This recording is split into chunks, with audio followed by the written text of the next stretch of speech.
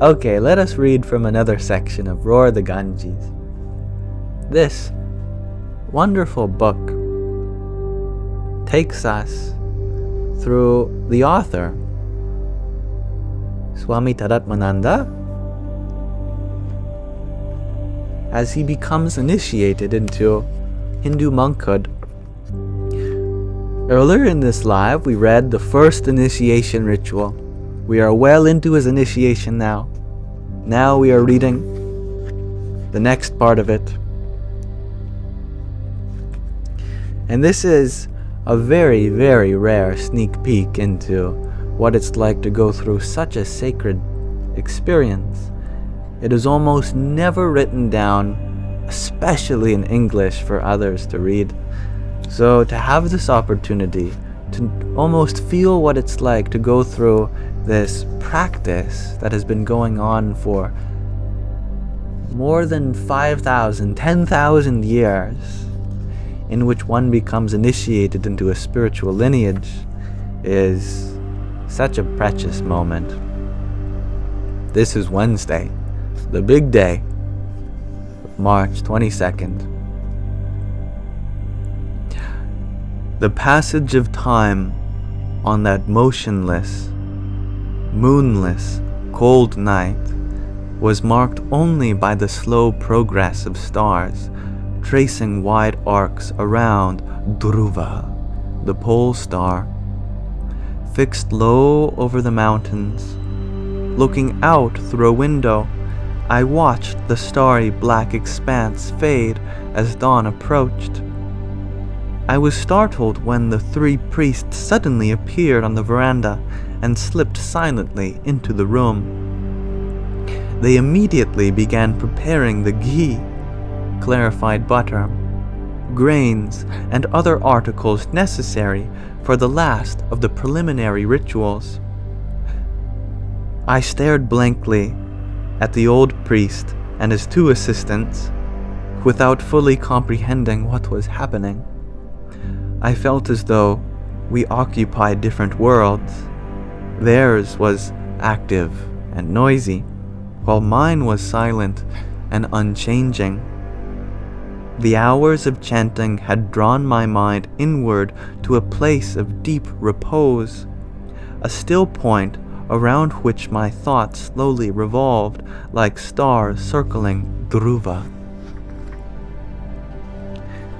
When the preparations were complete, Achyut and I once again sat beside the head priest facing the ritual fire. He helped us perform Viraja Homa, a ritual of self-purification obligatory to all who would become sannyasis, renunciates. We offered handfuls of white and black sesame seeds into the glowing fire, while reciting mantras to purify every aspect of our beings. Om, may my vital forces be purified. May I become shining, pure, and sinless. Swaha. Om, may my speech, mind, and senses be purified. May I become shining, pure, and sinless. Swaha. Om, may my soul be purified.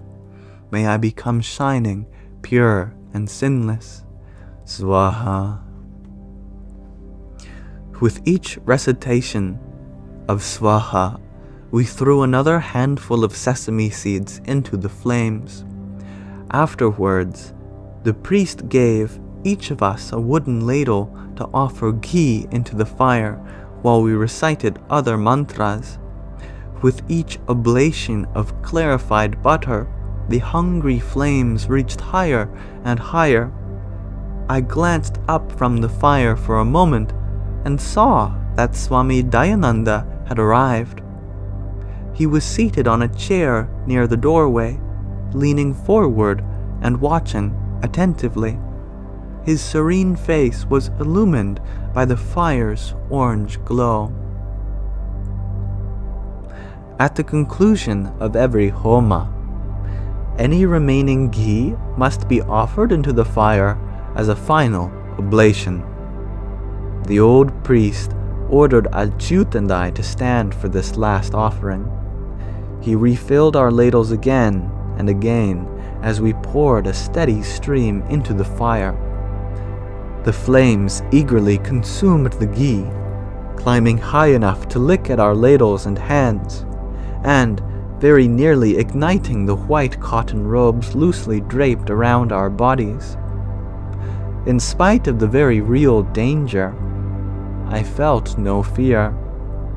I witnessed the perilous scene calmly, as though watching a movie. I remained an awareful witness. I had no desire to get burned, yet I knew that if I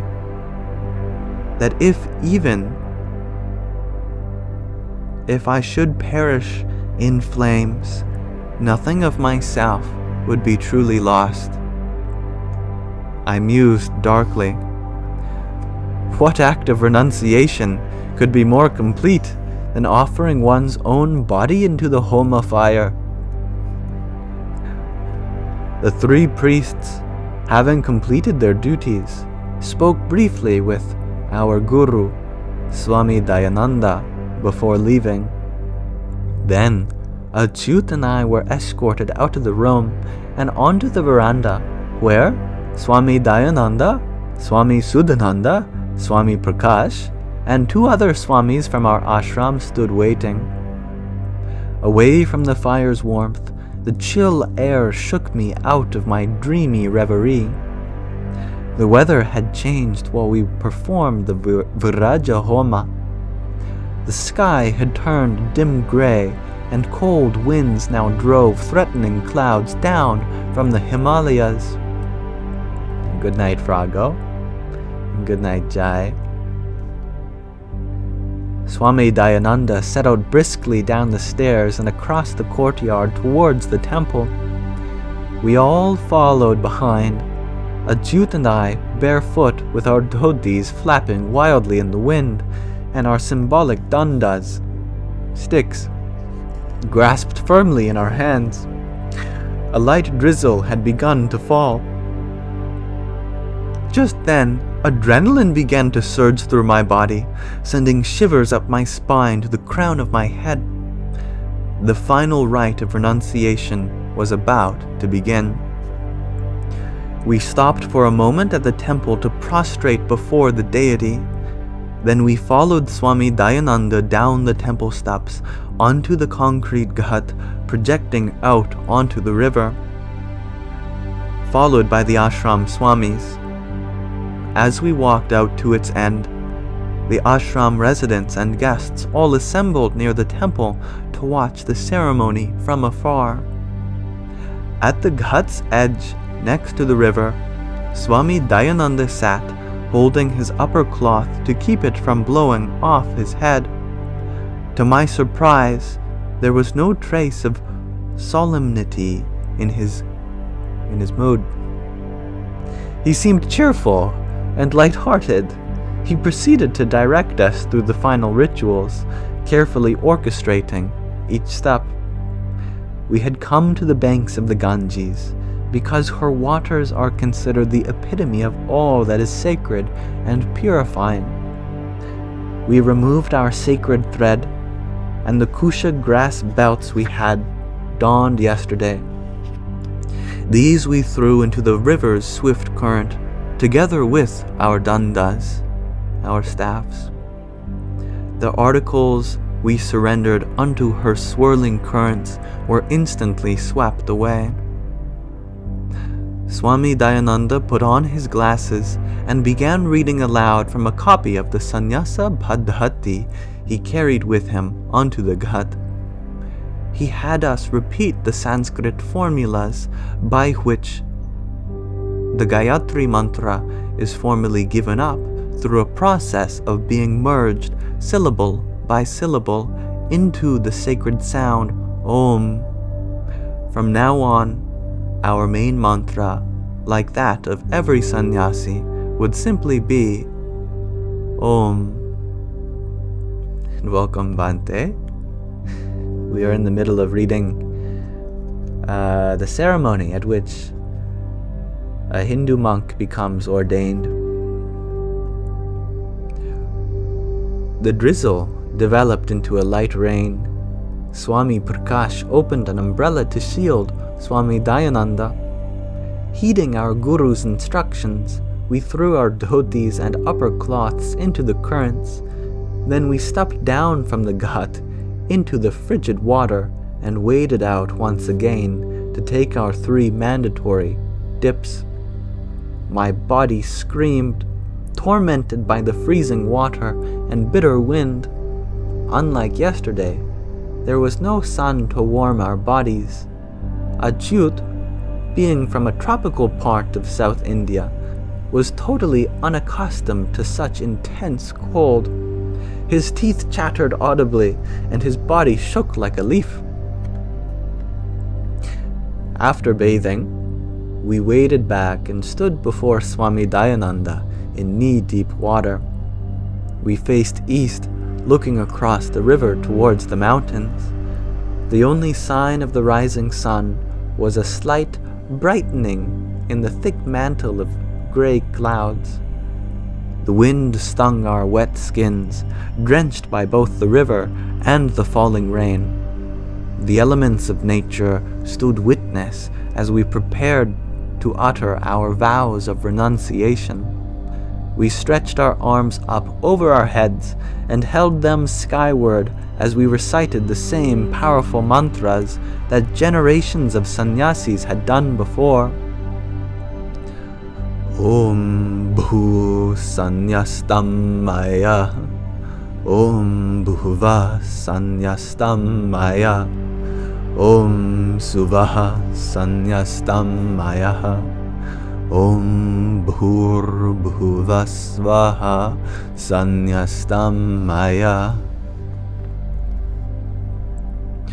3 times we recited these mantras, first softly, then in a middle voice, and finally shouting them as an unequivocal declaration of our vows. Sannyastam Maya, I renounce. I renounce all worldly accomplishments, success, fame, family, wealth, comfort, and also everything beyond the world, like heaven, and future births. In this act of unconditional renunciation, our names, personalities, histories, and egos were all surrendered unto the Ganges. Everything was washed away by her purifying waters. In that moment, 2 brahmacharis were swept away to their deaths by her swift currents, and in their place, 2 shivering, virtually naked sannyasis stood, as if newly reborn. I like that idea, Bhante. Let us rekindle the idea of a podcast sometime.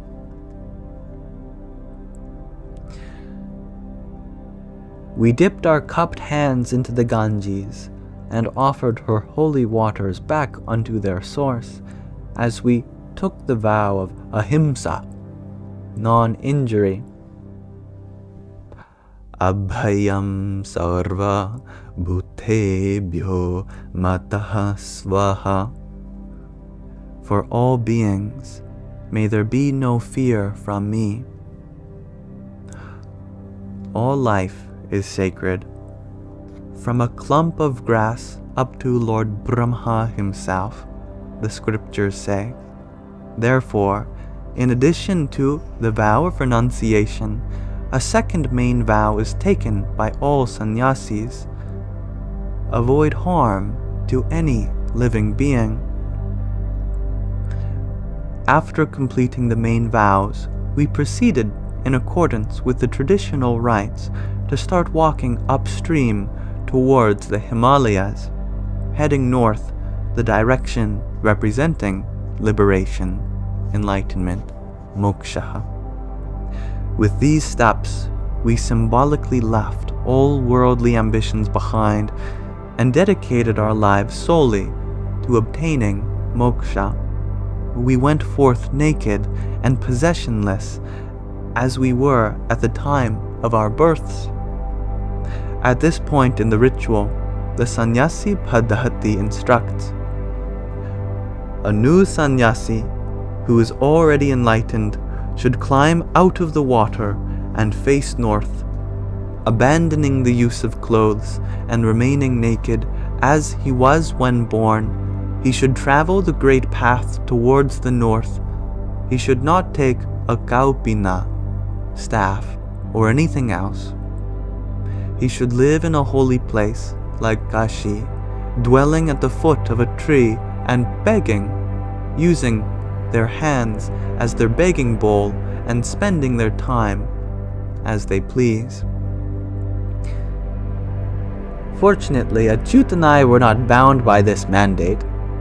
The Sannyasa Padhati makes a separate provision for those who have not yet reached the highest state of unconditional liberation. In accordance with that option, we took just a few token steps towards the north before Swami Dayananda called out, "Tishta! Tishta! Stop! Stop!" We turned back and stood before him. He handed us orange dhotis, upper cloths, and kaupinas, saying in Sanskrit, "For the sake of protecting your body and for the sake of the world, wear these clothes." We stepped aside to dress ourselves. As a concession to modesty, Swami Dayananda had permitted us to wear our kaupinas throughout. Now, they had to be removed. I struggled to untie the knot in mine. I had tied it tightly to keep this unfamiliar underwear from falling to my feet, but I discovered I had made a big mistake. Soaking wet, the knot was now impossible to untie. Swami Prakash discerned my embarrassing situation and came to my rescue. Using a pair of scissors that would be used in a later part of the ceremony, he delicately cut through the wet cloth of my kaupina. With the others watching this comical operation, I could not help but announce in Sanskrit, "Muktoham! I am freed!" Borrowing the same expression uttered in ecstasy by those gaining final liberation. Being a group not much given to solemnity, we all laughed heartily. Once dressed in our new robes, Achyut and I sat at the end of the ghat before Swami Dayananda. The winds grew calm, and our robes' warmth drove away the chill. Swami Dayananda spoke very frankly about the life of sannyasa and the importance of adhering to our vows. He instructed us on the 4 Mahavakyas, the great teachings that convey the ultimate truths of Vedanta. Then he imparted a special mantra given to sannyasis alone. I felt humbled and blessed to receive this sacred mantra from my guru. Following the sannyasa Padhati's instructions, Swami Dayananda then placed his right hand on Achyut's chest and recited in Sanskrit, "I give you my heart with this vow.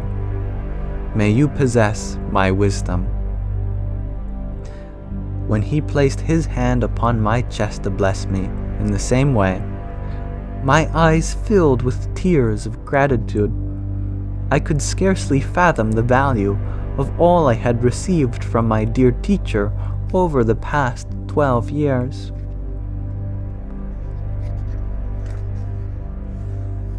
Swami Prakash handed the scissors to Swami Dayananda, who proceeded to cut off the few strands of hair remaining at the back of our heads, the tufts that symbolized our dependent status as students.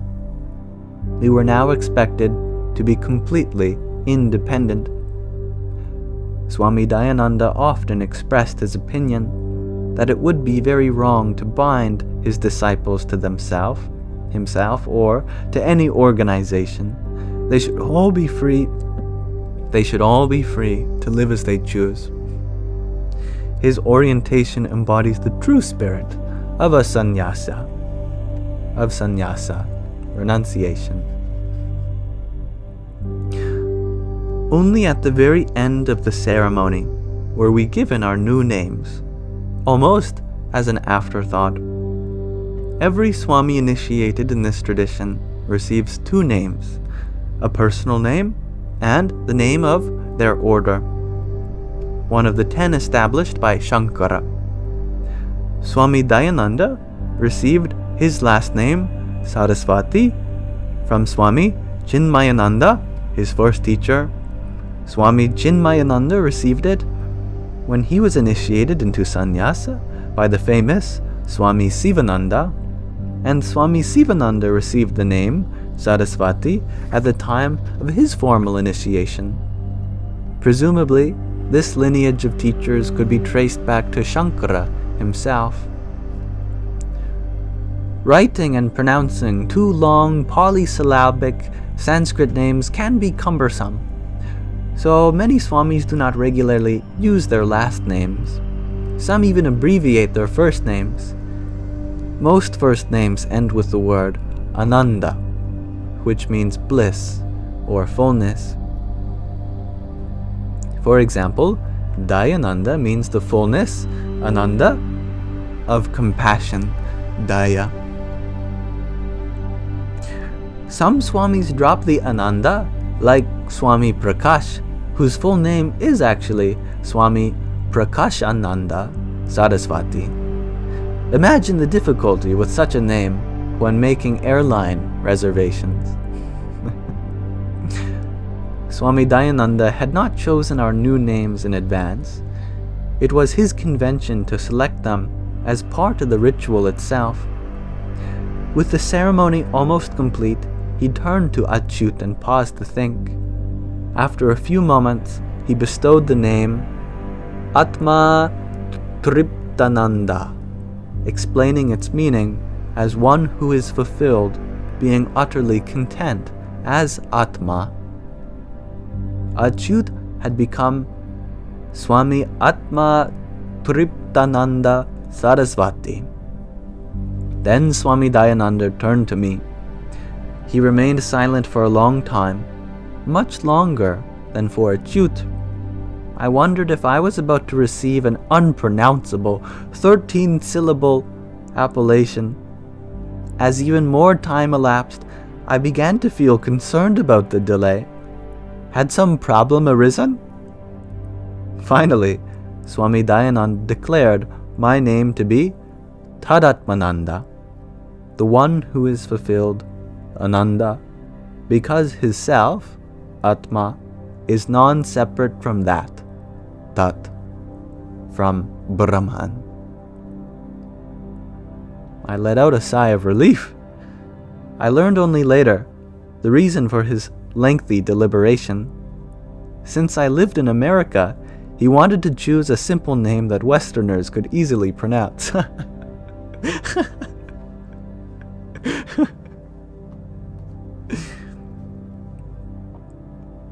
The rite of renunciation was over. Swami Dayananda strode up the ghat towards the temple, with Swami Atma Triptananda and myself following, and the other Swamis trailing behind us. We were greeted at the temple steps by the ashram's residents and guests, who chanted Vedic hymns and showered us with flower petals in a grand reception.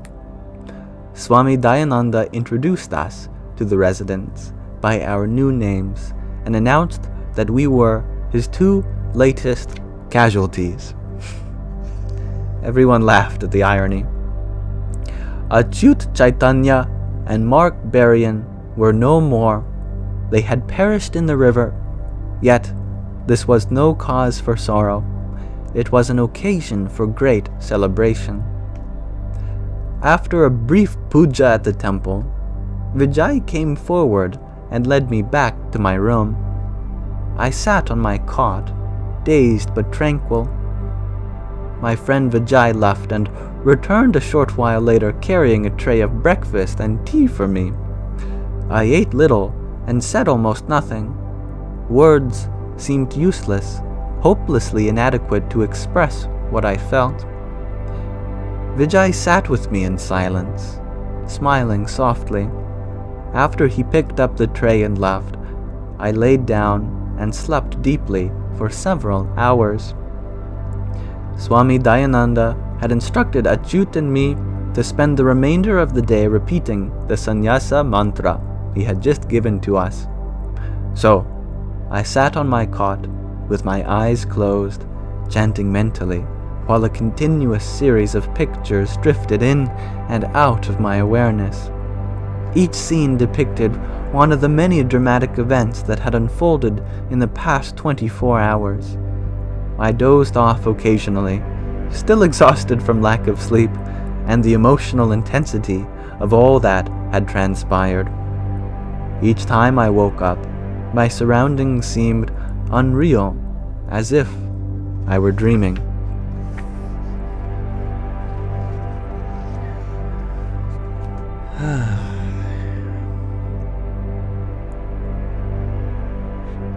And